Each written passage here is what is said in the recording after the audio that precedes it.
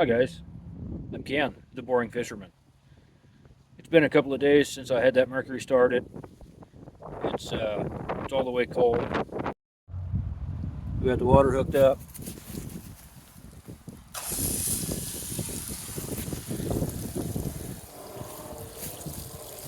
Gonna hook the fuel up.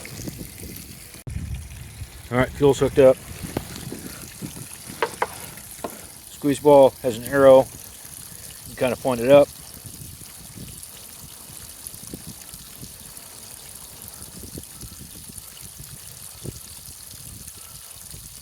Takes a second to draw fuel out of the tank. I'm using my little Honda tank. There we go. The water going. Now I'm going to climb in here. Okay. Turn the key on. And I have to use both hands, but you push this button and this button at the same time to go to high idle. Go ahead and give it a little bit. My key.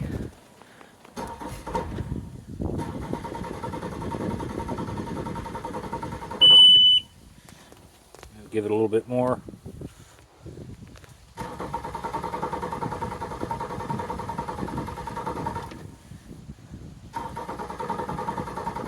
Uh-oh.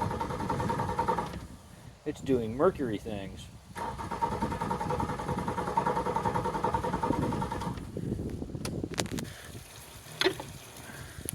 Squeeze the ball some more, maybe.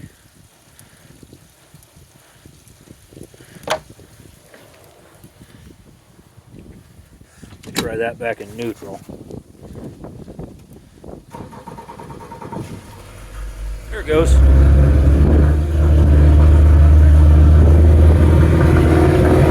See that it's exiting water. Maybe I don't need the high idle.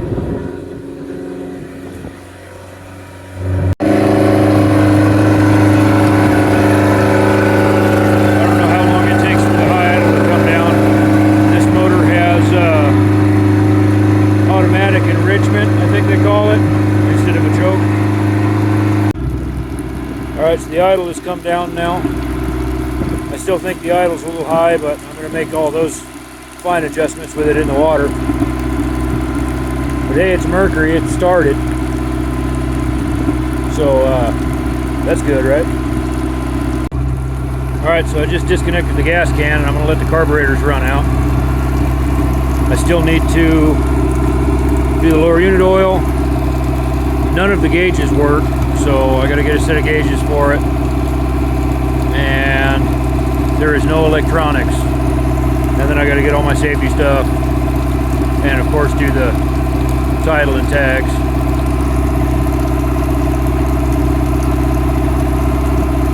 Yeah, I know it's idling too high.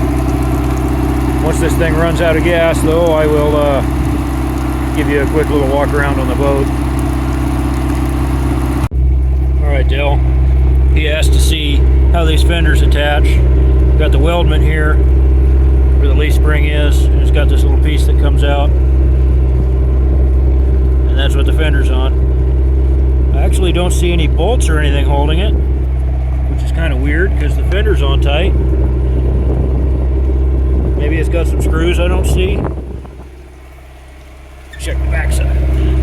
The floor is wet here, of course, because I'm running the motor, but backside's the same way. You got the back of the leaf spring, got this little bracket that comes out, and yeah, I see it. There's some screws in there.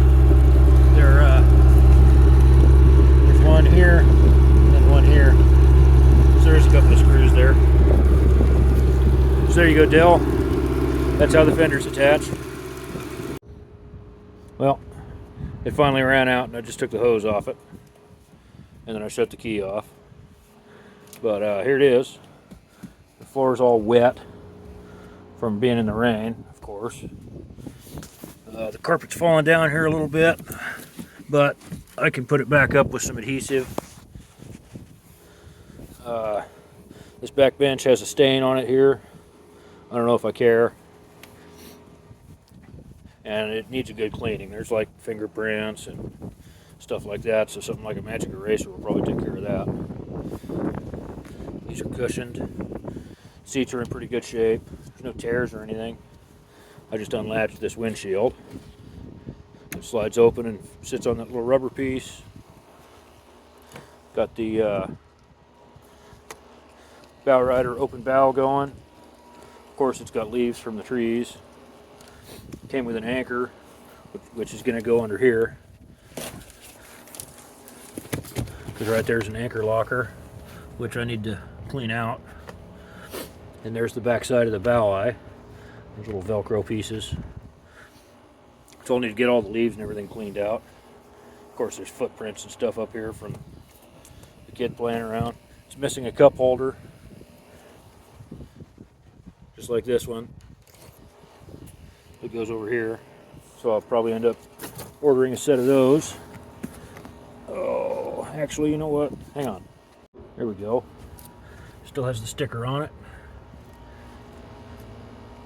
And it's got probably 8 feet of that chain and then 100 feet of this rope here. Probably the nicest looking Danforth anchor I've probably ever had. Let's see if it fits in there. Well, would you look at that? It does all fit in there.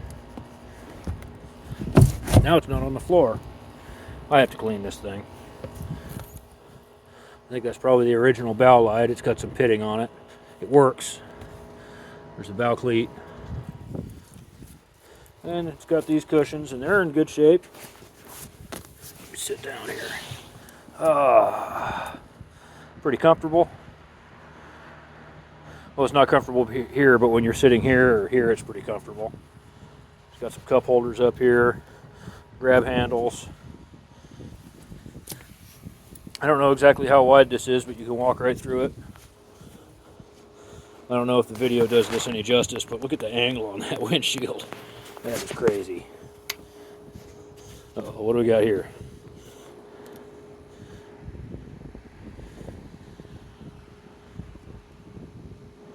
Huh.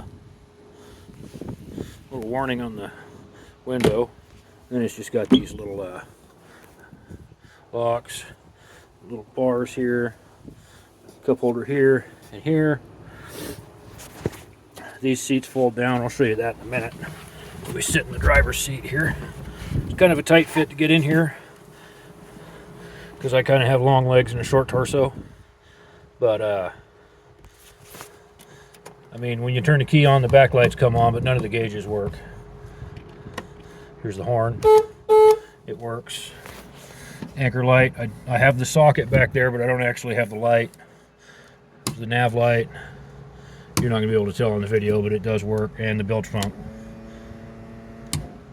I don't know if you could hear it, but it comes on. And then there's circuit breakers here. Unfortunately, I cannot afford to come back with these 5-inch gauges. So I'm going to make a new bezel for this. It's held on with 4 screws here. And I'm going to make a new face for it and put the 3-inch gauges with the separate fuel and volt gauge. And then recreate this the rest of the way.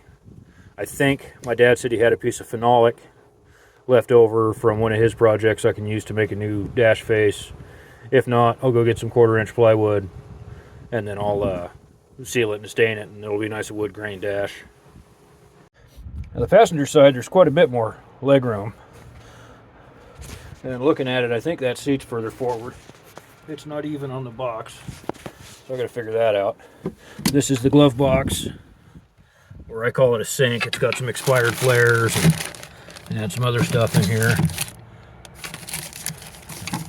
Extra drain plug, little wing nut, and there is a drain in there. Not a live well. I call it a sink, but it's a glove box. And it's probably going to rattle going down the water. Ooh, a tape deck.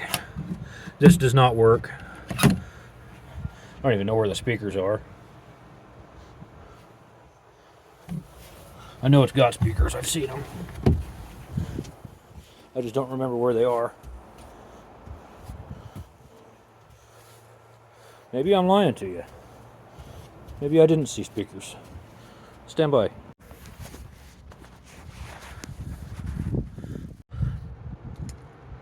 I just sat here and talked for like 5 minutes without this phone recording. Anyway, like I was saying, the seat moves back, and there's a lot more leg room now with the seat actually in the right spot because I've been playing with them. Anyhow, this top button here, reverse, full throttle, or forward rather, full throttle, and there's just in gear at idle. There's neutral. It doesn't want to go in reverse because the motor's not running. This button here, you have to use this button and this button at the same time to rev it up without putting it in gear. We got your trim switch here, safety lanyard, which I just played with earlier. It's got just a regular clip on it. That way if you're in the boat and you fall out or something, you can pull that and it'll hit the shut-off switch here. And it's just got this little plastic loop. It goes in there, and then you turn a switch back on, it holds the loop in. Now you can start the motor. And again, you know, you get up, you're playing around and you forget. You walk away from the steering wheel, it'll shut the motor off for you. It's kind of a cool safety thing. There's a 12-volt socket here. I don't know if it works. I haven't used it. I don't really like its location in regards to the throttle. I don't know if I'll be able to fit my universal gauges in here. I'm not going to spring for another pair of 5-inch combination gauges. So what I'm likely to do is make a new dash bezel to accept universal gauges. So it'd be 2 3-inch, a tachometer and speedometer, and then a smaller fuel and volt gauge. And then I've got my circuit breakers here, the horn, the ignition, anchor light. I don't have an anchor light, but it has the socket. The nav light, it works, but you can't see it on the camera from here. And the bilge pump, listen. I don't know if you can hear it, but it turns on. And it's rack and pinion steering, which makes it real slow. But I don't know what that says, dyno. Looks like a lawnmower or go-kart steering wheel. But anyway, 7 persons, 900 pounds, 125 horse motor. It's a 180 PR. This windshield angle is really steep. I can't get over that. It's a really cool windshield though. I haven't had a nice wraparound windshield before. Not like this. But it even has the little side pieces, which has a couple of stickers. I'll show you that when I get on the outside. But as I promised you, I'll show you these seats. Don't mind the mess in between the cushions. I haven't cleaned this thing yet. But that's how they lay down into a lounge seat. I don't know how long that is, but I can lay down on that as compared to how they are when they're set up as a back-to-back seat. They're actually pretty comfortable. I've sat in every seat in this boat, including the bench. But both sides do this. You just kind of lift the back a little bit and pull, and then it'll lay down and you do the same in the front. So it doesn't do it all from one spot. Part of it goes back, part of it goes forward. So here's the ski locker. It's got one of these things that you've got to lift. And like I said, I haven't cleaned it yet. But there's a ski locker that goes forward and back. And that carpet's full of water. I gotta get a cover. But I'll be able to clean the inside of this bilge up. That's where the skis and stuff go. I'm probably gonna have some skis and a wakeboard because my kid wants to wakeboard and I want to learn how to ski because it looks like fun. And you know, it's just got the regular bench, some bird feathers on it. Got a little 3-step boarding ladder. Believe it or not, that supports me. I've gone up and down that ladder before. Little dive platform on each side. No depth finder. That's goofy. There's no transducer on the back, no low water pickup, none of that. But yeah, there's the seating. It's got these handles. So this is for the back seat, this is for the bench. It's got a handle here for the front seat. And then it's got the same thing over here. So These just lock onto this little bar. It doesn't have like a hinge or anything. It just kind of comes out of there. I'm assuming that these were for the stern light at one time. That is missing. Hey, check it out. It came with a deck brush. But that just kind of falls down in there. There's no good handles on it. I'm trying to pull it out. There's the bilge access that I can't get into right now until it dries out, and then I can get under there. And there's like some straps on the floor. I'm not sure if those are for a wakeboard or what those are for. I'm sure that the website will say something. And then there's another cup holder back here for the back seats. And another one over here. That fire extinguisher, there's actually a mount on the front of the seat for that. Yeah, there's the inside of the 180 Bayliner outboard model.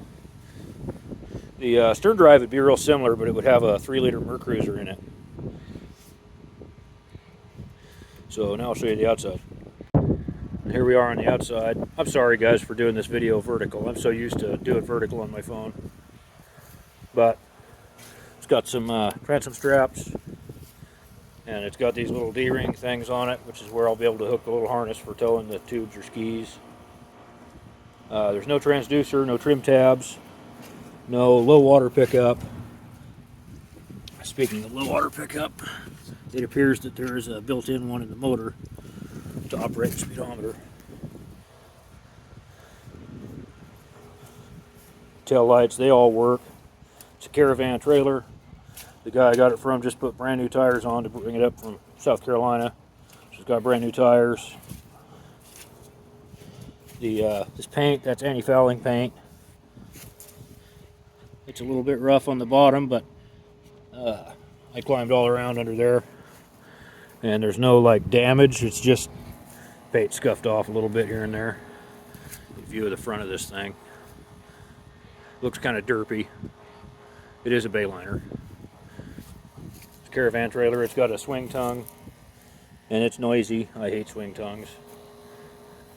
I don't know what kind of condition this is in. It looks all right. Probably just oil it and get away with it. All the lights work. Winch is kind of silly.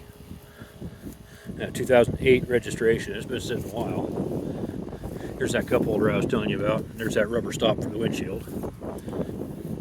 This is the drain for the sink. My dad has all the old Pettit Premium bottom paint that's left over from when we bottom painted his boat. So I'm going to put that dark blue Pettit bottom paint on this.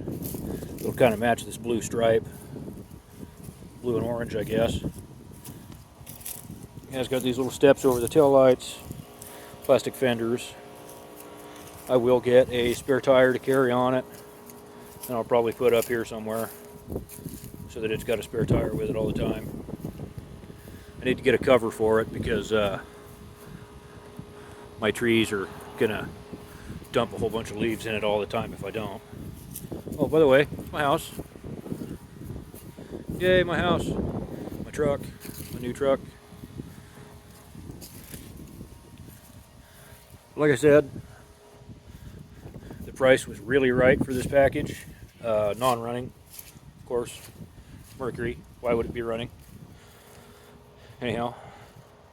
So, here's a little handle. A little warning. But this thing just kind of unpops from there. And it's a boarding ladder. Like I said, I've climbed up and down on it. And here's the socket for that stern light that I don't have. So I'll have to get one of those. Now I've been doing some real looking at this thing. And there's a nice flat spot here, and the same spot there and over there, where I think a couple of flush mount rod holders would go so I could troll with this thing. Trolling with a ski boat. High-speed trolling, of course, for Spanish mackerel or whatever I'd troll for, I guess. It's not really a fishing boat, but you know I'm going to fish out of it. Here's some. Here's the step. It's got a stepped hole, and then there's a reverse tine here. That's supposed to help with getting it up on plane faster, making it go faster. There's the layers of old anti-fouling paint. I'll scuff that all up and get that pettit paint on. The only real bad spots on the trailer that I can find are these little bunt brackets here. I'm going to have to replace those in the hardware. And then I want to put the plastic skids up on the bunks. This is just a regular bunk trailer with straight axle and leaf springs. Can't ask for anything more simple. And it's got the easy loop spindles, so I don't got to worry about bearing buddies. I just have to worry about the little rubber gaskets for the easy loop. This one has a little molded spot here. I don't know if the camera will show it. There's a little molded spot here for these cleats. From what I found, not all of these boats came with these. You had to ask for these when you ordered the boat from Moorage. Otherwise, it just had the ones at the back and the one on the front. But the story that came with it was, old guy had it and passed away. Kids didn't want it, and then the guy that I got it from got it like a month ago. Determined that the motor doesn't run, and resold it, and I got it for a screaming deal. Yeah, here's a little bit of rash up in here. All in all, you know, I think I could buff this thing up and make it shine. Bayliner, and the only badge on it that says at 180 is on this side. The other one's gone. No bimini, but it's got a couple of bimini tie downs on it. In fact, I don't think that's for a bimini because there's no snaps or any other tie down points, so that must have been for the cover, because you could tell this thing had a mooring cover by all the snaps going all the way around it. This little guy right there, that's where the fuel line comes out from the tank that's in the floor. Now, I've read two different places online that this has either an 18-gallon or a 28-gallon fuel tank. Here's the gas filler. It's a vented filler. It's got the little button on the bottom.